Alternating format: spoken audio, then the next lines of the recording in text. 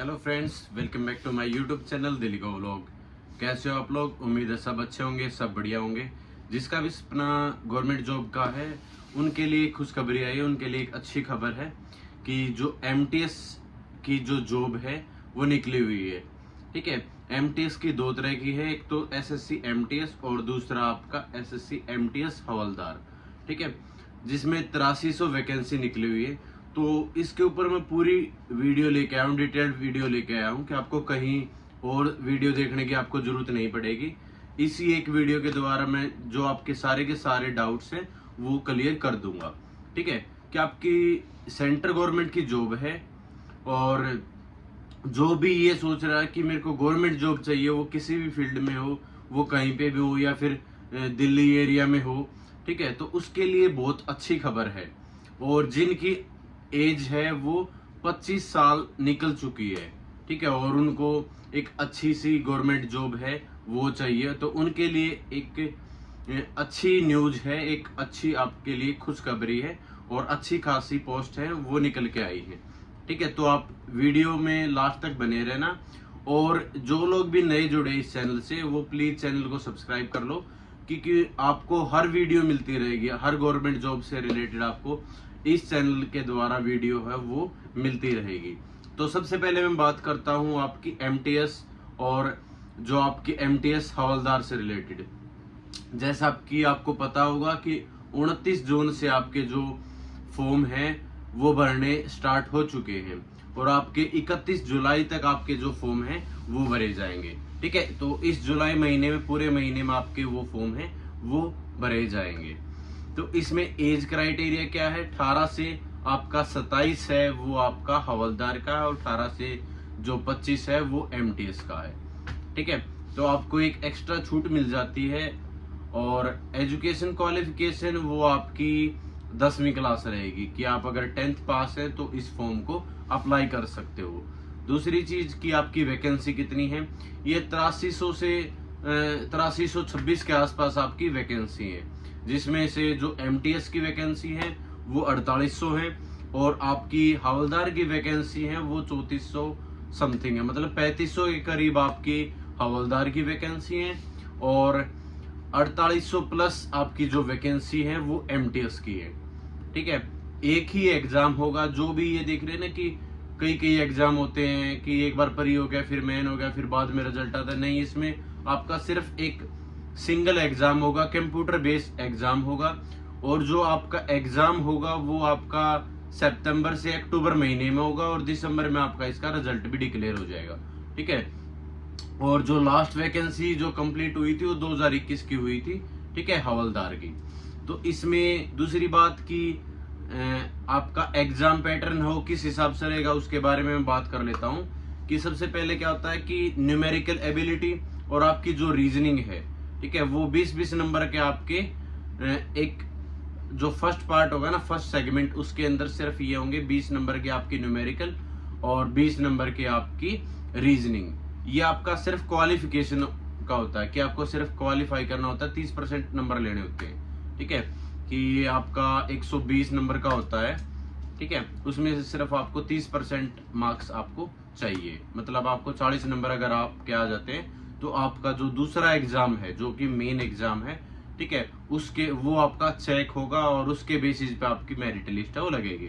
दूसरे सेगमेंट में क्या होता है, जो मोस्ट इंपोर्टेंट है, उसके अंदर आपकी 25 नंबर की, ठीक है, सॉरी 25 क्वेश्चन है जो वो आपके इंग्लिश के आएंगे, ठीक है, और 25 जो क्वेश्चन है वो आपके जीएस के आएंगे। तो अगर जिसकी जीएस और इंग्लिश अच्छी खासी है तो उसके लिए एक सुनहरा ऑफर है, एक अच्छा ऑफर है, ठीक है, अच्छी अपॉर्चुनिटी है कि वो एक गवर्नमेंट जॉब है वो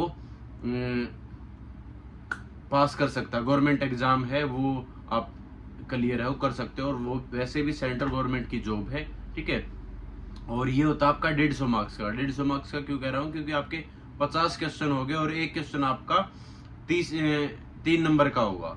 ठीक है, तो 150 नंबर का आपका ओवरऑल जो पेपर है वो होगा और इसी के बेसिस पे आपकी मेरिट लिस्ट लगेगी। जो आपका फर्स्ट सेगमेंट होगा जिसके अंदर मैथ होगा और रीजनिंग होगी, उसमें कोई भी नेगेटिव मार्किंग नहीं है। इस वाले में 1/3 आपकी नेगेटिव मार्किंग है। ठीक है, दूसरी बात, जो आपकी एमटीएस है उनका आपका कोई भी फिजिकल वगैरह कुछ नहीं होगा, ठीक है। अगर आप हवलदार की पोस्ट अप्लाई करते हो तो उसके अंदर आपकी 1600 मीटर की जो आपकी वॉकिंग होगी वो 15 मिनट में आपको क्लियर करनी है। और फीमेल के लिए आपकी 1 किलोमीटर की वॉकिंग रहेगी, जो कि आपका टाइमिंग दिया गया है 20 मिनट, ठीक है। और जैसा कि हाइट का इश्यू रहता है कि बहुत सारे हम यूनिफॉर्म की जॉब है, ये भी बेल्ट की नौकरी है। अगर यूनिफॉर्म की जॉब हम अप्लाई करते हैं तो उसमें लड़कों की हाइट है वो लगभग 170 सेंटीमीटर के आसपास होती है ज्यादातर केसेस में, लेकिन इसमें आपकी हाइट है वो 157 सेंटीमीटर अगर आपकी हाइट है लड़कों की, ठीक है, फिर भी आप इस पोस्ट को अप्लाई कर सकते हो। तो जिनकी हाइट कम है, ठीक है, और गवर्नमेंट जॉब या यूनिफॉर्म की जॉब है वो लेना चाहते हो, ठीक है, तो उसके लिए एक बहुत अच्छी अपॉर्चुनिटी है कि आप लोग यहाँ पर अप्लाई कर सकते हो, ठीक है। तो लड़कियों की हाइट वही 152 सेंटीमीटर और लड़कों की 157 सेंटीमीटर भी होगी तो चलेगी। और लड़कों की जो चेस्ट है वो 81 सेंटीमीटर और उसमें 5 सेंटीमीटर का फुलाव है वो जरूरी है। तो आपका बेसिस बिल्कुल एक बेसिक होता है ना, वैसा आपका फिजिकल है, नॉर्मल है, ठीक है, सभी क्वालिफाई कर जाते हैं, इसमें कोई बड़ी बात है नहीं। और दूसरा आपका इसके बाद फिर मेडिकल होगा, वो भी बिल्कुल नाम मात्र का होगा, एक इजी सा आपका मेडिकल होगा, ठीक है। तो एक अच्छी अपॉर्चुनिटी है। दूसरी चीज की सर ड्यूटीज क्या क्या रहती हैं, तो मैं दोनों की अलग अलग ड्यूटीज हैं वो बता देता हूँ। कि आपका जो एमटीएस का काम रहता है ना, वो पहले जैसे पीएन की जो मानते थे कि ऐसा सफाई वाला या पानी पकड़ाना इस तरीके से, लेकिन नहीं, अब ऐसा कोई भी काम नहीं करवाया जाता, उसके लिए अलग से स्टाफ होता है। अब जो एमटीएस का काम रहता है मल्टीटास्किंग स्टाफ का, वो आपका जो फाइलों का रख रखाव रखना, ठीक है, कि आपका जो फाइल है वो एक अच्छे तरीके से वेल मैनेज तरीके से उन चीज़ों को रखना, और जैसे डाक है या उनको फाइल बोल लो, ठीक है, उनका इधर से उधर, ठीक है, ले जाना भेजना इस तरीके से। तो आपकी मोस्टली ऑफिस की जॉब है दोनों की दोनों, ठीक है। और आपका फाइलों से रिलेटेड रहता है, जो आपका ऑफिशियल वर्क रहता है ना, कि आपको किसी भी डेस्क पे बैठा दिया जाएगा और वहाँ पे आपका कोई भी फाइलों से रिलेटेड उनको अरेंज करना, उनको रखना कहीं पे, ठीक है, सेटल करना, या फिर साइन वगैरह सिग्नेचर वगैरह करवा के लेते हो, तो ऐसा बेसिक सा काम रहेगा, इतना ज़्यादा वर्कलोड नहीं रहेगा आपके, ठीक है। अलग अलग डिपार्टमेंट्स के अंदर कि आपके जितने भी डिपार्टमेंट्स है दिल्ली के अंदर हैं या कहीं पे भी है, कस्टम के हैं, एक्साइज के हैं, कोई भी आपका डिपार्टमेंट लगा लो कहीं पे भी, जो भी सीजीएल के थ्रू मान लो जितने भी वैकेंसी निकलती है उनके अंदर जितने भी डिपार्टमेंट्स हैं, हर डिपार्टमेंट के अंदर आपको एमटीएस जरूर देखने को मिलेंगे, ठीक है। और दूसरी बात, हवलदार, हवलदार की यूनिफॉर्म ऐसे खाकी यूनिफॉर्म होती है, वहाँ पर हवलदार का बैच भी होता है साइड में, ठीक है। और सारी चीज़ें होती है, एक विसल डोरी होती है, बेल्ट होती है, नीचे आपके शूज होते हैं, ब्लैक शूज, और कैप होती है। जैसे दिल्ली पुलिस या कहीं पे भी हवलदार होता है वैसी आपकी यूनिफॉर्म होती है। तो इसमें ये जरूरी भी नहीं होता कि हमेशा आपको यूनिफॉर्म लगा के रखनी पड़ती है। जब भी आपका कोई भी कमिश्नरेट है या आपका कोई भी ऑफिसर कहीं रेड मारने जाते हैं, तब ऐसा हो सकता है कि उनके साथ या किसी मीटिंग में आपको यूनिफॉर्म है वो डाल के जानी पड़े। मोस्टली आपके जो काम है वो आपके जीएसटी के अंदर और कस्टम के अंदर, जितने भी आपके कस्टम और जीएसटी के जितने भी आपके ऑफिसेज हैं उनके अंदर आपका काम रहता है। और सिक्योरिटी से रिलेटेड मान लो या कहीं पे भी रेड मारने जा रहे हैं तो उनके साथ रहना होता है, ठीक है। तो इतना ज़्यादा वर्कलोड इसमें भी नहीं होता आपको, ठीक है, कि क्योंकि अच्छी खासी जो ऑफिसर होते हैं, ठीक है, आईआरएस होते हैं जैसे बड़े से बड़े ऑफिसर, तो उनके साथ आपको रहना होता है, ठीक है। कहीं पे भी रेड मारने जाते हैं, कहीं मीटिंग होती है, कोई इस तरीके से अरेंजमेंट होता है, कहीं पे भी हो जा रहे हैं, उनके साथ आप लोगों को सिक्योरिटी देनी होती है, ठीक है, वही चीज़ होती है।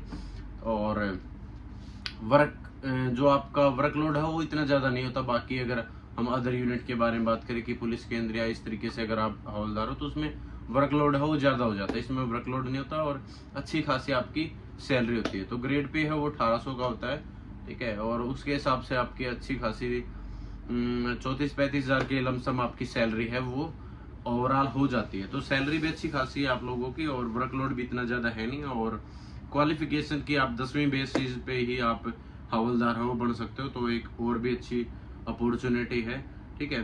तो मैंने आपकी क्वालिफिकेशन बता दी और आपका एग्ज़ाम पैटर्न है वो बता दिया।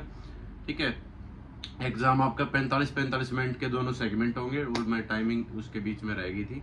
ठीक है, 45 मिनट का आपका फर्स्ट सेगमेंट रहेगा, 45 मिनट का आपका सेकंड सेगमेंट रहेगा। और मैंने बता दिया कि आपका एग्ज़ाम हो आपका सितंबर से अक्टूबर महीने के अंदर आपका एग्ज़ाम है वो देखने को मिलेगा, और आपका दिसंबर के अंदर आपकी जो फाइनल रिजल्ट है वो डिक्लेयर हो जाएगा। टेंटेटिव डेट है उन्होंने दे रखी है, और इस महीने आप लोग जो फॉर्म है वो अप्लाई कर दो। और बाकी पोस्टिंग के बारे में पूछ रहे थे काफ़ी बच्चे की सर पोस्टिंग वगैरह हो कहाँ पे हो सकती है। जो आपकी पोस्टिंग होगी वो जनरली दिल्ली के अंदर ही होती है मोस्टली, क्योंकि सभी के ज़्यादातर ऑफिस वो दिल्ली के अंदर हैं। बाकी दिल्ली अगर आपको रैंक वाइज नहीं मिलता है, ठीक है, सबसे पहले सबको दिल्ली आना पड़ता है, उसके बाद वो प्रेफरेंस मांगते हैं। प्रेफरेंस आप लोग फिल कर सकते हो, तो जो आपकी सेकंड प्रेफरेंस है वो तो मोस्टली मिल ही जाती है, सेकंड और थर्ड तो। ठीक है, तो अगर आप कहीं वैसे दिल्ली से बाहर स्टेट के हो, ठीक है, मेट्रोपॉलिटन सिटी कहीं के भी हो आप, बड़ी बड़ी जितनी भी सिटीज़ हैं उसके अगर आसपास रहते हो, तो वहाँ पे भी आपको इजीली आपको सीट है वो एमटीएस के और एमटीएस हवलदार की वो आसानी से मिल जाएगी। ठीक है, क्योंकि दिल्ली में थोड़ा सा ये रहता है कि सभी लोग दिल्ली के आसपास के वो दिल्ली में ही चाहते हैं, लेकिन उसके बाद अगर कहीं भी आप प्रेफर करोगे कोई भी जगह तो आपको आसानी से मिल जाएगी। ठीक है, तो अच्छी खासी जॉब अपॉर्चुनिटी है, तो आप लोग ज़रूर इस चीज़ को इस पे आप ध्यान दे सकते हो, और थोड़ा सा पढ़कर आप लोग ज़रूर ये सिलेक्शन है वो ले सकते हो। बाकी आप लोग चैनल को ज़रूर सब्सक्राइब कर लेना अगर आपको किसी भी गवर्नमेंट जॉब से रिलेटेड कोई भी इन्फॉर्मेशन की अपडेट अगर चाहिए तो। ठीक है, तो थैंक यू सो मच, जय हिंद सभी को।